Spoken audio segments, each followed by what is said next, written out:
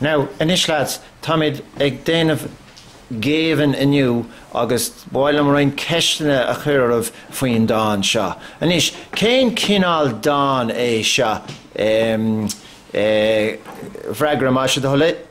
Ani Géibheann, is dáin person de éman. Géan an fila gur síos se anmhíd atá gafa ag neardín na nanmhethe. Ja, seabúcail, Géibheann. Téama.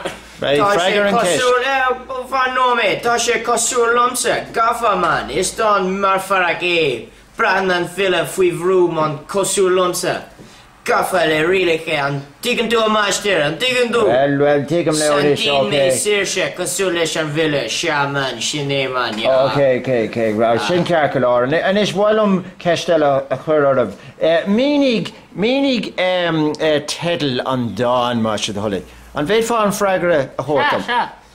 Céilíonn Géibheann presunta déirsin nó aspaséise. Tá an lán faoi glas.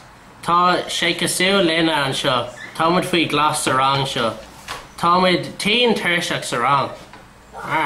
All right, stop and play cake na sin. Come on, see she is. Come on. Freagra and Kish má se dhola. Come on. Freagra and Kish to Hémas. All right. Sinné. All right. Well. Sinné. Well, cad é téama an dáin seo? Let's come, man. It's full of man down, man. Yeah, well, come on, Neil. Say rogo now, Will. You leave me. You're late away. Nah, man. Rinne me Darmid. Well, If you may cow the back, man. now, Neil, say shin cad now. Donna. It's Top runner. okay. Right.